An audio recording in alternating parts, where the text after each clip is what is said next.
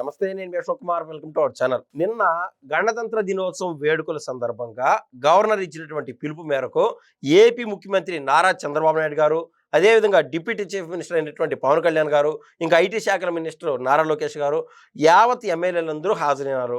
వీళ్లతో పాటు శాసన మండలిలో ఎవరైతే ఎమ్మెల్సీలు ఉన్నారో వాళ్ళు కూడా హాజరవడం జరిగింది.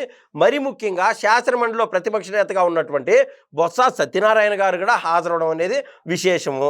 అయితే ఎప్పటి నుంచో శాసనసభలో జగన్మోహన్ రెడ్డి గారు అండ్ హిస్ బ్యాచ్ అసెంబ్లీకి అయితే అటెండ్ అవ్వట్లే, కానీ శాసన మండలిలో ఎమ్మెల్సీలు అటెండ్ అవుతూ వస్తున్నారు. ఆ విడ్డూరం ఏందో, ఆ వింత ఏందో ఎవరికి అర్థం కాదు. అసలు పూర్తిగా వెలేస్తే శాసన మండలికి వెళ్ళకూడదు, శాసనసభలకు వెళ్ళకూడదు, ఆ చట్టసభలకు వెళ్ళకూడదు, ఆ చర్చలో పాల్గొనకూడదు, ఓన్లీ సింగిల్ వేలోనే వెళ్తాను డిస్కషన్ అన్నప్పుడు జగన్మోహన్ రెడ్డి గారు ఒకే పిలిపి ఇవ్వాలా, వైఎస్ఆర్సీపీ పార్టీ తరఫున ఒకే స్టాండ్ పై నిలబడాలా, మా వాళ్ళు ఎవరు హాజరు కారని చెప్పి.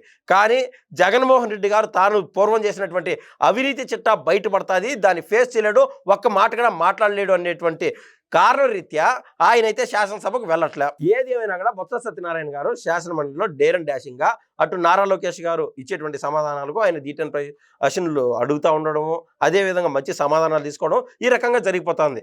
ఇలా గవర్నర్ గారు కానీ, చీఫ్ మినిస్టర్ గారు కానీ, లేదా రాష్ట్రపతి గారు కానీ, ఇలాంటి వాళ్ళు ఎవరైనా సరే ఆయా తేనీటి విందుకు కానీ లంచ్ కానీ పిలిచినప్పుడు మర్యాదపూర్వకంగా వెళ్ళడం సాంప్రదాయము.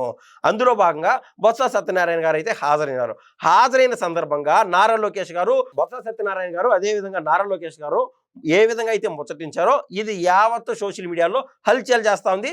ఆ సింగల్ బిట్టు ఇప్పుడు ఈ వీడియో కాస్త వైసీపీలో అయితే అగ్గిరా చేసింది. ఏందిరా అంటే జగన్మోహన్ రెడ్డి గారు నెమ్మదిగా పొమ్మన లేక పొగబెట్టినట్టు బొత్స సత్యనారాయణ గారిని ఆ ఎమ్మెల్సీ నుంచి సస్పెండ్ చేసి పార్టీ నుంచి సస్పెండ్ చేయించే విధంగా ఆయన పైన ప్రెజర్ తీసుకొస్తాడు అనేది వాస్తవం అని నేనైతే చెప్తున్నా. లేదా ఇలా జరగనప్పుడు బొత్స సత్యనారాయణ గారే అక్కడ ఎమ్మెల్యేగా బయటికి పోవచ్చు, లేదా ఈయన కన్ఫామ్గా సస్పెండ్ చేయొచ్చు. ఈ రెండింటిలో ఒకటైతే ఖచ్చితంగా జరుగుతుందని నేనైతే భావిస్తున్నాను. దానికి ఉదాహరణ ఇస్తూ నేను గతంలో జరిగినటువంటి కొన్ని ఎగ్జాంపుల్స్ చెప్తా. జగన్మోహన్ రెడ్డి గారు గతంలో వైసీపీకి సంబంధించినటువంటి ఎంపీలు ఎవరైతే ఉన్నారో వాళ్ళకి కౌన్సిలింగ్ తీసుకున్నారు. ఎందుకు కౌన్సిలింగ్ తీసుకున్నాడంటే రేవంత్ రెడ్డి గారు తెలంగాణ నుంచి గతంలో మల్కాజ్గిరి యొక్క కాన్స్టిట్యున్సీకి ఎంపీగా ఉన్నప్పుడు అప్పుడు జరిగినటువంటి సార్వత్రిక ఎన్నికల్లో ఆయన సీఎం అవ్వాల్సినటువంటి ఆవశ్యకత ఎంతైనా ఏర్పడింది. అందుకు ఆయన ఎంపీ పదవి నుంచి ఖచ్చితంగా రిజైన్ చేయాల్సి వచ్చింది. ఆ క్రమంలో జరిగినటువంటి పరిణామం ఏంటంటే మళ్ళీ ఇంక ఎప్పుడు వస్తామో ఢిల్లీకి వచ్చినప్పుడు ఈయన సహచరులు అన్ని పార్టీల్లోనూ ఉండారు. అక్కడ ఇప్పుడు త్రిపులార్ గారు ఉన్నారు, ఆయనకి వైసీపీ వాళ్ళతో టచ్, బీజేపీ వాళ్ళతో టచ్, అదేవిధంగా కాంగ్రెస్ వాళ్ళతో టచ్ ఉంటారు. కన్ఫామ్గా సెంట్రల్ లెవెల్లో అందరి ఎంపీలతో ప్రతి ఒక్క ఎంపీ కూడా సాన్నిహిత్యం మెయింటైన్ చేయడం అనేది వెరీ కామన్. అందులో భాగంగా రేవంత్ రెడ్డి గారు మళ్ళీ ఎప్పుడు వస్తాను ఈ ఢిల్లీకి అన్నట్టు అందరినీ తాను లంచ్కి పిలిచాడనమాట. లంచ్కి ఇన్వైట్ చేసిన వాళ్ళు మరీ ముఖ్యంగా వైసీపీ వాళ్ళు దాదాపు 21 మంది ఉన్నారు ఆ రోజున. ఆ 21 మందిలో జగన్మోహన్ రెడ్డి గారి నోటీస్కి దాదాపు 18 మంది నోటీసు లేకొచ్చారు. ఆ 18 మందిని పిలిచి జగన్మోహన్ రెడ్డి గారు ఆ కాలంలో తలంటి వేసినట్టుగా వార్తలు అయితే వినిపించాయి. మరీ ముఖ్యంగా ఇప్పుడు ఎంపీలుగా కొనసాగుతున్నటువంటి లావు శ్రీకృష్ణదేవరాయలు గారు ఇలాంటి వాళ్ళని కూడా జగన్మోహన్ రెడ్డి గారు పిలిచి నువ్వు పార్టీలో ఉండాలనుకోండావా ఉండకూడదు అనుకోండావా అని చెప్పి ఆయన తనదైన స్టైల్లో వార్నింగ్ ఇవ్వడం, ఇంక ఈ పార్టీలో నేనైతే ఇమ్మలేనని చెప్పి ఇలాంటి వాళ్ళు మనసును వచ్చుకొని వైసీపీ పార్టీకి నెమ్మదిగా దూరం అయిపోయినారు. ఆ కాలంలో మాగుంటే శ్రీనివాస రెడ్డి లాంటి వ్యక్తులతో కూడా జగన్మోహన్ రెడ్డి గారు ప్రవర్తించినటువంటి తీరు పేపర్లో అన్ని పేపర్లు కూడా కవర్ చేశాయి.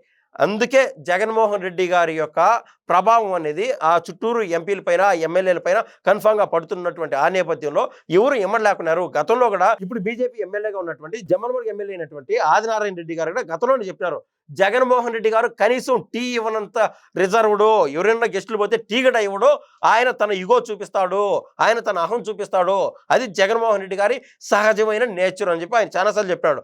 సో చుట్టూరు జగన్మోహన్ రెడ్డి గారు చుట్టూరు ఉండేవాళ్ళు చాలామంది దూరం అయితే వచ్చారు. మరి ముఖ్యంగా కోమటిరెడ్డి శ్రీధర్ రెడ్డి లాంటి వ్యక్తులు కూడా దూరం అయితే వచ్చారు. ఇదంతా మనం తెలిసినటువంటి ఓపెన్ ఫ్యాక్టర్. ఇదే మాదిరిగా గతంలో విజయసాయి రెడ్డి గారు వాళ్ళ అల్లుడైనటువంటి తారక రత్న గారు, అంటే వాళ్ళ భార్య వాళ్ళ చెల్లెలు కూతురిని తారక రత్న గారు పెళ్లి చేసుకున్నారనమాట. అందువల్ల విజయసాయి రెడ్డి గారు తద్వారా నందమూరి కుటుంబానికి, అదేవిధంగా నారావారి కుటుంబానికి ఆ కాలంలో సాన్నిహిత్యం మెయింటైన్ చేద్దామని చెప్పి ప్రయత్నం చేయడం, ఆయన మెయింటైన్ చేసినా చేయకున్నా కూడా ఆయన ఆ వరుసల రీత్యా ఆయన బంధువు అవుతాడనమాట.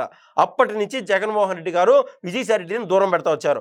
ఏదేమైనా కూడా తారక రత్న గారు ఆ రోజు చనిపోయినప్పుడు విజయసాయి రెడ్డి గారు అదేవిధంగా చంద్రబాబు నాయుడు గారు ఇద్దరు పెద్ద మనుషుల హోదాలో పక్కన కూర్చొని ఈ మాదిరి చనిపోవడం, విడ్డూరం, ఇంకా రానున్న కార్యక్రమం ఏదైతే 4 రోజుల తర్వాత చనిపోయిన తర్వాత వచ్చేటువంటి కార్యక్రమానికి ఏ విధంగా చేద్దామని చెప్పి వాళ్ళు చర్చలు జరిగేటువంటి ఆ ఫోటోలు బయటికి రావడంతో జగన్మోహన్ రెడ్డి గారు అగ్గి మీద గుగ్గిలి వినాడు. స్వయంగా ఆయనే విజయసాయి రెడ్డికి ఫోన్ చేసి మన క్యాడర్ అంతా చికాగ్గా ఉన్నారు, ఎందుకు మాత్రం ఫోటోలు బయటకు వచ్చాయి, అసలు నువ్వు ఎందుకు వెళ్ళినావు అక్కడికి అంటే ఆయన చెప్పినాడు, సార్ ఇది అన్ని విషయాలు వేరే, ఇది బంధుత్వంలో మరీ ముఖ్యంగా ఇప్పుడు మనిషి లేడు, నాకు ఎదురుగా చెప్తావా, నాకు ఎదురుగా మాట్లాడతావని చెప్పి జగన్మోహన్ రెడ్డి గారు ఆ రోజు నుంచి విజయసాయి రెడ్డి గారిని టార్చర్ చేయడం మొదలుపెట్టాడు. అప్పటిదాకా దేశం లేకల్లా దాదాపు ఉన్నత పదవుల్లో రాజ్యసభ ఎంపీ కావచ్చు ఇలా చేసుకొస్తున్నటువంటి విజయసాయి రెడ్డి గారు నిజంగా మనస్తాపానికి గురైనారు. అప్పటి నుంచి అటు విజయసాయి రెడ్డి కూడా పార్టీ నుంచి దూరం అవుతూ వచ్చాడు. ఒక్క మాటలో చెప్పాలంటే జగన్మోహన్ రెడ్డి గారు విజయసాయి రెడ్డిని పార్టీ నుంచి దూరం చేయాలనేటువంటి ఆలోచనతో వచ్చాడు. ఏది ఏమైనా కూడా జగన్మోహన్ రెడ్డి గారు ఆ మాదిరి తన పార్టీ ఎంపీలు కానీ ఎమ్మెల్యేలు కానీ ఇతర పార్టీ వాళ్ళతో కలిసి ఉండడం ఆయన జీర్ణించుకోలేడు. మొన్న జరిగినటువంటి ఒక ప్రైవేట్ డిబేట్లో కూడా ఎవరైతే వాసిరెడ్డి పద్మ గారు వైసీపీ పార్టీలో ఉన్నారో ఆవిడ కూడా స్వయంగా చెప్పింది, ఏ ఇద్దరు ఎమ్మెల్యేలైనా సరే వైసీపీ పార్టీ వాళ్ళు కలిసిమెలిసి ఉంటే జగన్మోహన్ రెడ్డి గారు ఒప్పుకోరు. ఆయన స్వభావం ఏ విధంగా ఉంటుందంటే దేశ స్థాయిలో అటు నావికాదళం చీఫ్ కావచ్చు, అదేవిధంగా ఎయిర్ ఫోర్స్ చీఫ్ కావచ్చు, ఆర్మీ చీఫ్ కావచ్చు, వీళ్ళందరూ ఒక్క చోట ఒక్క ఫ్రేమ్లో ఏ విధంగా అయితే కలిసి ఉండకూడదో జగన్మోహన్ రెడ్డి గారు ఈయన పార్టీకి సంబంధించినటువంటి వ్యక్తులు బయట వాళ్ళతో ఎవరితోనైనా మాట్లాడారని తెలిస్తే వాళ్ళకి అదే చిట్ట చివరి రోజు వైసీపీ పార్టీల్లో తర్వాత వాళ్ళు మెసిలేటువంటి అవకాశమే లేదు అని చెప్పి ఆవిడ చెప్పినారు. ఇలాంటి అనేక ఉదాహరణలు క్రోడీకరించి చూస్తే ఖచ్చితంగా ఈసారి బొత్స సత్యనారాయణ గారి టైం అంటూ దగ్గర పడింది. ఆయన్ని వైసీపీ పార్టీ నుంచి ఏదో ఒక కారణం చూపించి బూచిగా చూపించి ఆయన అయితే పార్టీ నుంచి సస్పెండ్ చేస్తారని మనం అయితే స్పష్టంగా చెప్పొచ్చు. ధన్యవాదాలు.